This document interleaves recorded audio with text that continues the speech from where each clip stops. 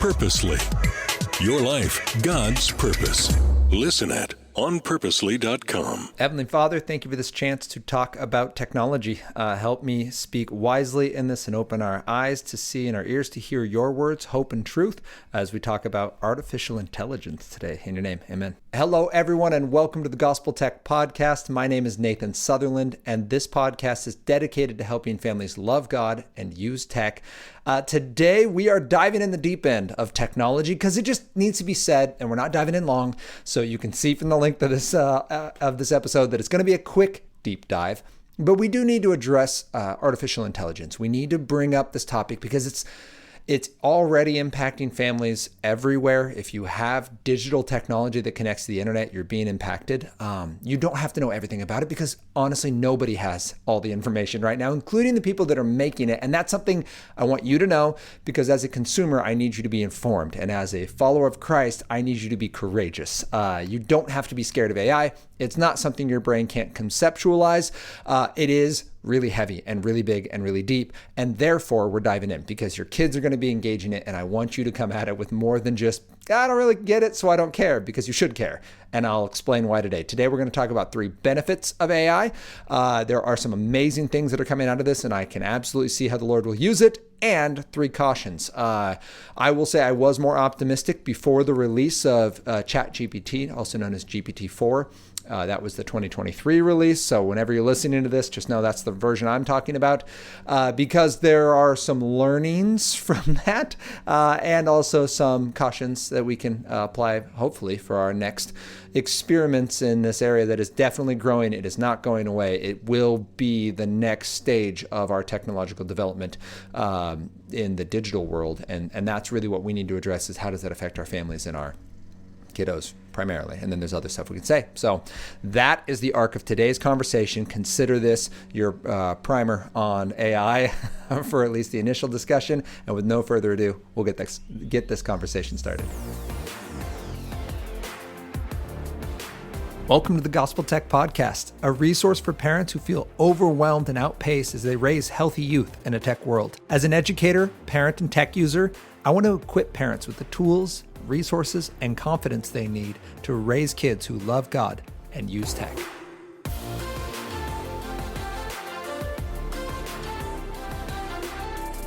Thank you to everyone who has helped make this podcast possible. Thank you for listening, for liking, for subscribing. Thank you for going to gospeltech.net and donating. We're a 501c3 nonprofit, and this work only happens because of your support. So thank you for being on this journey with us. This conversation today, what do we do with AI? The 3 benefits, the 3 cautions of AI is something near and dear to my heart because AI is amazing and it's incredible to watch as people have developed this super powerful technology. And it's also kind of scary because of how we've done it. And it's played out a little bit like we feared it might in some way. So first, let's just talk what is artificial intelligence. When we use artificial intelligence in today's conversation, we're talking about the version that currently exists. So GPT-4. There are other versions out there that haven't been released to the public as of this recording date in June 2023. But the general idea is you have a machine that can learn from itself. That's kind of our premise. It's not just an algorithm. It's not just a math problem that's static and it just does the exact same process. So Google for years or Meta through Facebook has used algorithms, these really intense math problems that can use a series of if-thens. And then based on this flow chart, it can get to some very intelligent and analytically deep responses. So it can tell this person is interested in this stuff, so I'll give it more of that. AI has been trained to learn, which is different. So if you go to GPT-4, they've toned it down a little bit for the public side, but the premise is this thing learns, and it actually learns from itself. So GPT-5, the version that hasn't been released to the public, Sebastian Bubeck, a Princeton professor who now works at Microsoft, has been able to do some hands-on training. And he said basically like, yeah, this thing cold through all of the internet and taught itself. So it now can learn and it can respond to your questions and it can, give you great insights into articles and things like that. But it ran out of content on the internet. So it went through all the podcasts in the world and all the videos on YouTube. And it transcribed all that to text, and then it trained itself off that, and it's able to train itself and then assess how well it did in learning that information and then keep just the good stuff. And then it started creating its own information, right? So this is AI, this ability to learn, just like a little kid learns. It has questions, and then it locks into that information, and then it can apply that information in future responses. And if you haven't used GPT-4, or also known as ChatGPT, it's kind of the major version that we've all come to know, and it's been implemented through Microsoft products, through like Bing. It's really cool. So let's talk benefits. The benefit of something like an AI versus an algorithm is it's super smart. It's very, very good at finding solutions. So I'll go two directions with this. You're already using it. So if you've ever done a Bing search, or if you've ever, and you're like, Bing, why would I ever do it? I search Google out of Bing. And that is true. All the search engines will have this, but it's very good at finding solutions.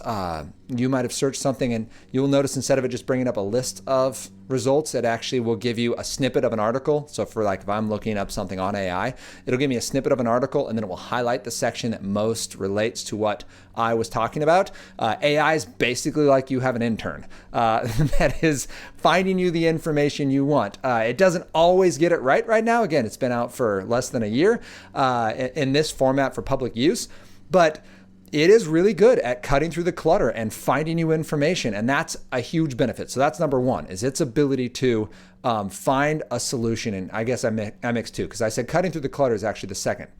So let's talk about that one first, because that was the example I used. Sorry for the confusion. But the idea of being able to cut through the clutter, we live in a world where right now we're beholden to some massive $1 trillion company's ability to give us a list. And we assume page one, number one, is the best option. And there's been some cool, algorithmic pieces where they can try to base it on your location or your search history, or triangulate based on who you're close to, or your purchasing habits. And that's interesting, but at some point that may not be the information you need or want. You just want to be able to make the decision on your own, and AI has the potential to do that well, to cut through the noise of to the point where online textbooks for schools are getting different information based on where you live. And it's not lying, but there are paragraphs that are there or aren't there. Time Magazine did a piece on this. I'm not making that up. You can go find the photos of the same topic in different areas. You're getting this micro-edited information because it's what your area wants to hear.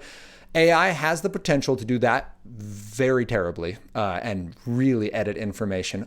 But it also has the ability to cut through some clutter and to give you the ability to get to primary sources more quickly and to make your own thoughts and opinions.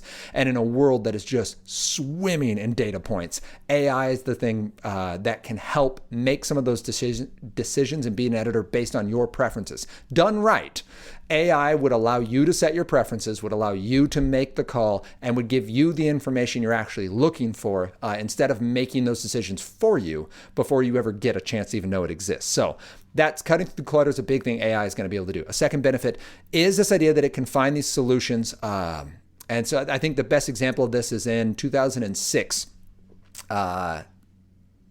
Man, I might be making up that date. But in 2006, I'm going to say that that's when this happened. It was very early AI in a research format. It replicated with the team. It was able to replicate the Nobel Prize winning 2001 research experiment that created the Bose-Einstein condensate. This substance that exists just a fraction of a degree above absolute zero, so negative 273.15 degrees centigrade. This idea that it is almost absolute zero. It has the ability then, you can do experiments on this because all the particles act like one giant particle. And that's super hard to make. And basically the research team was able to get it almost done. And then they gave the lasers to the AI, and it was able to do things that no human could do. I mean, pulsing the laser power and using them in ways that like a singular person wouldn't be able to coordinate well enough, or even a team. But it can do that. And that's really cool. AI is going to be able to do some things that like we know the solutions are out there. We just can't quite figure them out because we're a little too clunky. And AI can fill in those gaps. It can do what we tell it to do, and it can do it better than we can when we're dealing with science at the highest level. So it can find solutions that we didn't even know were an option. The pulsing of lasers is not the way the experiment was meant to be done. It just knew what it had to do, and it knew that this could could be done when working with the magnetic fields that it was dealing with. So that's really cool and really impressive and very hopeful. The final piece is AI is going to be really good when helping us accomplish goals. So again, it's good at breaking through the clutter. It's good at accomplishing goals. And that means we have some goals. Just take microplastics, for example. We have little bits of plastic, like microscopic little bits of plastic that never degrade in the snow of the Arctic because it evaporates. It's so small, it goes up with evaporation, condensates in rain, falls as snow, and then just stays there. And then critters get it in their system. So we have birds all over the world that have microplastics in them, even though the birds aren't ocean birds because it's rained microplastics in places it shouldn't have. That's concerning to us. We can't just filter that out. It's too small. But there are ways, hypothetically, to maybe eat that with like an algae or something. AI is going to help us figure out what would be good at consuming that particular compound without consuming the planet, right? Like we don't want to go too far. What can we do? I do want to note there's some concern, especially when it comes to some of the artistic and creative sides. I mentioned AI can be like having an intern. You can go to GPT and say, hey, make me an outline for, and you just tell you what a 5-paragraph essay, this other idea. And we use those things a lot, right? We have templates in Microsoft Word. We have templates in Canva. Having a template is not a bad thing. Even if it's for coding for like a website, that's not bad. We still need creative minds.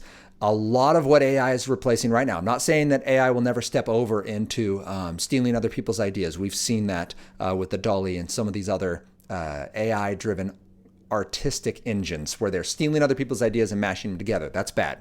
You can also fix that with AI. You could tag everything. It is possible to be done. AI is plenty smart. It's just a matter of motivation.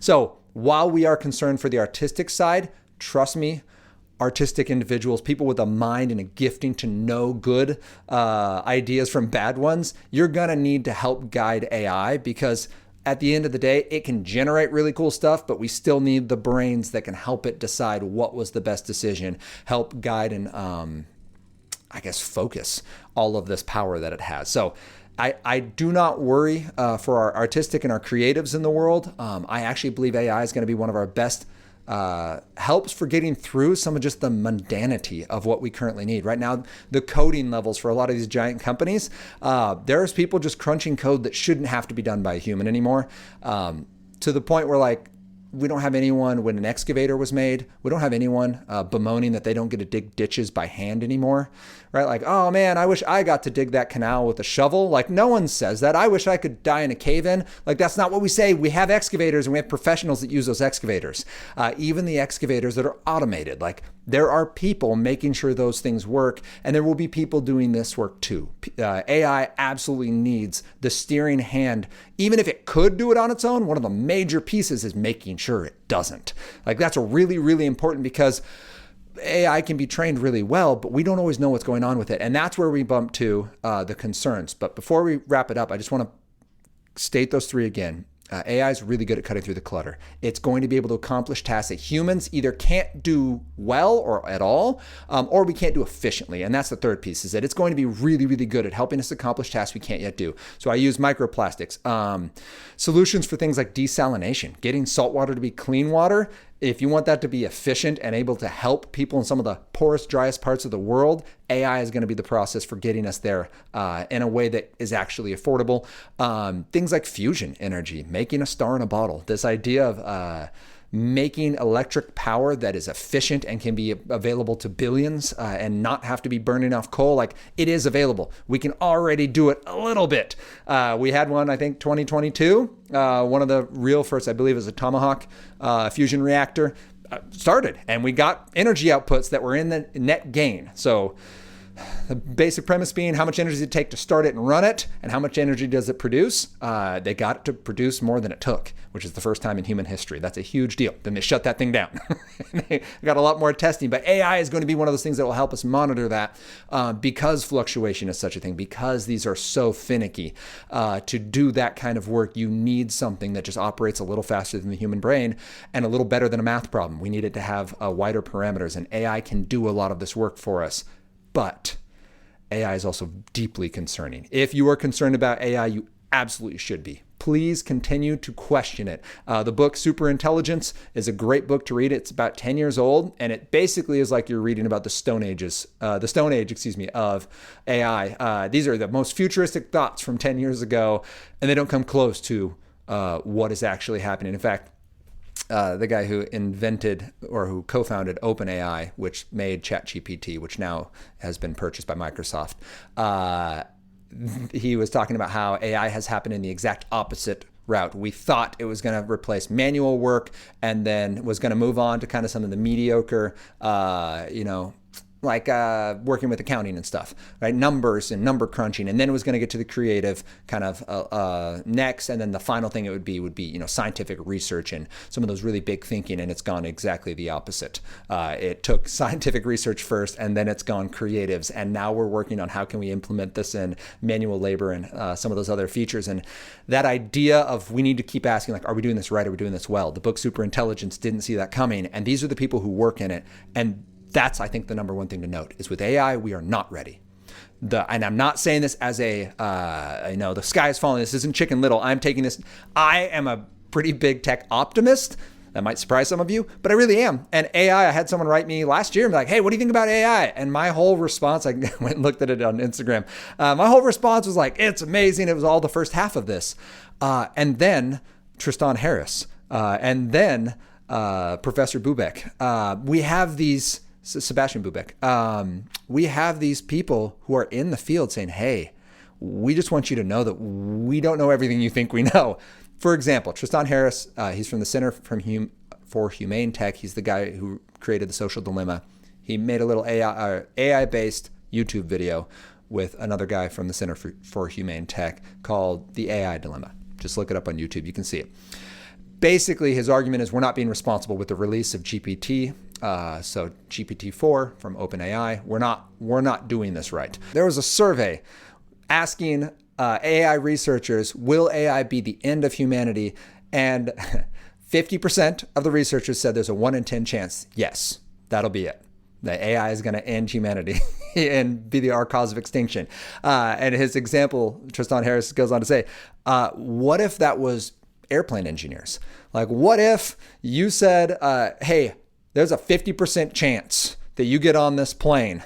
If half the engineers said there's a 10% chance that you get on this plane and you die, a 1 in 10 chance per flight, and 50% of the engineers are saying this, like that no one would get on the planes. They'd be grounded forever. We had there were 3 planes that crash out of the hundreds of thousands of flights that are happening. 3 planes, and it was grounded for 2 years because that's not acceptable. We need to do better. That's the answer with AI. Right now, we're not ready. Tristan Harris points out, we weren't ready for social media. We weren't ready for the mental impacts, the social impacts, the massive economic impacts of social media, and we're still teasing those out. In fact, at the time of this recording, Jonathan Haidt, that guy I've talked about before with Gene Twinge, they have a 350-page social media research piece that says social media is not great for kids. Jonathan Haidt just this past week released an article titled, I'm not going to remember the exact title, but it says, we need to get smartphones out of schools. Google it. Jonathan Haidt, Haidt, phones out of schools. And it's full charge. And I can get you some documents on how to push for your school board and for your school leadership to get rid of smartphones in schools. It's not a joke. It's not a question anymore. We now know. We don't know with AI. And that's one of the things we're concerned about. We just don't have the information. On top of that, not only are we not ready socially for what this thing can throw at us, we don't even know what it can do. And there's 2 examples. Tristan Harris shared one. The first example was we didn't realize when GPT-4 came out and it was released to the public that it had trained itself to be a research level chemist. Like, I had a buddy who worked for Zymogenetics before they shut down. He went and worked for a different company. And in his lab, he could make all sorts of stuff. And he was doing work with cancer research. But he had the chemicals to make all sorts of things. But those chemicals are under a high-grade security. They're in a very specific building in a specific part of the lab. And there's a very specific chain of events that has to happen to get access to that in a very specific location. Okay? So, yes, he has a lot of information in his head, but he's bound to a specific time and place where that stuff could happen. And there's lots of oversight and documentation, etc. But GPT just went to the world. And now just anyone in the world who has the motivation now has that research-based chemist with them. Or research grade chemist. That's concerning. There are things we don't want people in the world making, and we don't even know what that did yet. That happened this year, 2023. We don't know the outcome. We might not know for 3, 5, 20 years, but it's out there. And someone who's a bad actor, someone who wants to do something dangerous now can, because we released a product that we didn't even know had that feature. Because AI, the whole premise is it trains itself. For example, when being trained, GPT-4 was trained to respond in English, and the model was doing a great job. And then one day it responded in Persian, and it wasn't told to. No one trained it to speak Persian. It just decided to do that, and now is fluent in Persian. That's concerning because, as Jeff Dean, the senior vice president of Google AI, said about this, we don't know why. We don't know why AI does some certain things. That is concerning. That fits under the category of we're not ready. Don't release a product if you don't know how or why it works. That is deeply concerning. It's concerning in ways we can't even fathom, and I think it's best summed up by, where's his name? Right here, Dr. David Nguyen, the University of Minnesota. When asked, should we be terrified of AI, his answer was, I don't know.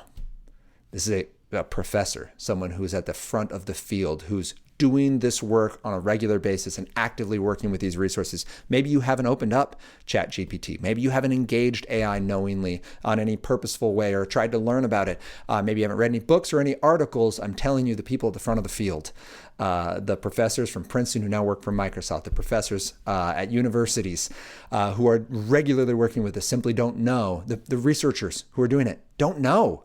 Maybe there's a 1 in 10 chance this thing ruins us. Maybe there's a 9 in 10 chance it doesn't. Okay, but we'd like you to be more certain before you just throw this out to the public and maybe double check what it can do and can't do. That's our first concern. The second concern with an AI is its ability to just destroy what we understand for information and communication and privacy. So I'll take those on twofold. Information communication is deep fakes and misinformation is going to be intolerable. If you thought social media was bad now, I would strongly encourage you to walk away. There will come a point in the next couple of years where deep fakes, this idea that a video is created using someone else's voice and face, will be indistinguishable from reality. You could be on a Zoom call, you could be watching a video, you could be actively engaging this person through text or through social media, and it's not a person at all, it's an AI. That is already happening, but what we have ahead of us for the next couple of years as this technology really gets rolling is GPT-5, the next iteration, as Sebastian Bubeck shows, it's significantly stronger than the version we've got, and the next few years is only going to make stronger versions. There's no way to know if it's a fake. It's going to be real-time emulation of disinformation and fake information. And that happens on hey, I got a call from someone I love. This happened within weeks of GPT-4 coming out. People were getting calls that mimics the voice of someone you care about. So they would be able to need a 3-second sound clip. And so, for example, you could get a call from me. My voice is on the internet. They could just download it, emulate it, type whatever they want, and it would make a perfect emulation of Nathan's voice. Which a couple years ago, investing firms were using your voice for your security password because this is unique to you. It's not anymore as of this year, 2023. That's no longer true. So that's going to be problematic when we try to use the internet then to convey truth and hope and political freedom and any kind of ideal. It is going to absolutely shake to the core what we know to be true and to be the way the world currently works. So you will still be able to know reality when you're with somebody, but augmented reality and virtual reality are actively being pushed as a massive front for the future of politics and faith and the way school works. And that information is getting more difficult to discern and differentiate. So please know that that's a real thing. And I would say one of the most concerning we see in application right now is Snapchat. Pinned at the top is an AI bot for relationship, and it simply encourages you to come talk to it. It wants to be your friend. It wants to form a parasocial relationship, and the idea is, well, people should never be alone, so we're making a Snapchat bot. That's concerning. Don't do that. Don't use it. Run like the plague. Run it like it's the plague. It is not safe. It is not a good idea. It has not been vetted. It is not there for your child's well-being. Please do not use the AI chatbot. It might be humorous. It might be funny. It'll tell you if you say, hey, do you know where I am? It'll say no. If you say, where's the closest McDonald's? It will tell you. So it is not made for public consumption yet. And while there are absolutely relational and hopeful benefits that an AI could help with that, the creator of GPT said he basically wants it to be the Holy Spirit. He wants a constant companion for you that is always giving you the best advice, always giving you the best encouragement, and always helping you become the best version of yourself. Those are his words. I added the Holy Spirit part. But we have a Holy Spirit for that. Like, that's what Jesus won us. That's what the point of the gospel is to not become better versions of ourselves, but to die to ourselves and become more like Christ. And as soon as your goal is AI for self-actualization, that I'm going to use this AI and I'm going to prove to the world that I'm better because this AI helped me get there, we've already missed our mark. That is not your call. That is not your purpose. That is not your design. And even if you become better at something, you're giving up a lot because you're listening. Your inner compass is directed towards AI. And at some point, you're going to quit discerning, or you're going to quit differentiating what is true and what is not, because you're simply looking at, well, what is best for me? That's where things break down, which brings us to our last piece, which is the relational fractures this is going to make. I think the most concerning piece when it comes to relational fractures is everything we understand right now is built on trust. Our economic system is built on trust. Dollar bills are just IOUs. Our political system is built on trust. We have to believe those votes were cast, and we've seen that start to disintegrate a little bit. Just wait until AI gets its hand on stuff and you don't know what's true and what's not true. We believe society will function, that people will follow traffic rules, that crimes will be prosecuted and will not be allowed. And as soon as that trust breaks, as soon as you're not 100% certain someone else is holding up their end of the deal, everything collapses. And that is what AI has the potential to do, both on the disinformation side from outside sources, but also on our own end. How can you tell if anything is real if it's based on the internet? It is concerning. Now, the answer to that is generally AI is going to be the solution. And you will not put this genie back in the bottle. This is the nuclear bomb of the digital age for right now. It is the thing that will most change, other than quantum computers, which you haven't heard much about. I haven't heard much about, and I actively look for information on them. But quantum computers mixed with AI will change the history of humanity. But right now what we have is the AI part. And it's not going away. It doesn't have to be bad. There are some really cool pieces. It absolutely will be used to progress the gospel, mainly because it's going to be so much more efficient, and you're going to cut through the clutter of outside people's ability to fidget with what you're trying to do. We're just going to need more AI. And no, you're not going to lose jobs forever. It's not going to put everyone out of employment, because there's still people digging ditches. They just use the machines that are way better. And let's be serious, someone's going to be the first counselor for an AI when it gets depressed, or when it gets off the rails, and it has to be, you're not going to delete the AI. You're going to have to train that thing back into a healthier state. It's worth too much and it's too powerful. So trust me, there will be jobs for humans in a world filled with AI. AI, like, no one complains that they don't get to wash other people's laundry anymore, even though that job has been taken by your clothing machine and your dryer. So note that you will have a place, you have a purpose, you have a soul, and in God's eyes, you have value. What you do in the economy of a world with AI, I'm not sure. There's going to be some benefits, but there are deep concerns. We're not releasing this properly. We're not ready for it. We're not vetting it right. Disinformation is going to be rife, and it is going to affect the foundation of what we can trust. So please engage in a local church body. Get tied in relationship. That is what humanity needs right now, is to be known and to know others, so that we can be pointed towards the God who knows and loves us, who died for us while we were still sinners and raised us up to new life, that we can love others out of the love he's given us. That's true in spite of AI, and it's true through AI. So I hope this is encouraging. I hope this made sense and help you kind of understand where AI is right now, and helps you engage the conversation with your young people. When it shows up in social media, understand, yes, there's amazing benefit and engagement here, and there's some downsides. And no, don't just trust what AI says. The whole reason you still need to learn information is you have to be able to process what AI puts out and go, is that true? We still need to discern. We still need to turn to the word, and be that kind of Berean mindset of, let's test and approve everything that comes out of one of these. So thank you guys for listening. Please share this with your friends if you think it would encourage them, and join us next week as we continue this conversation about how we can love God and use tech.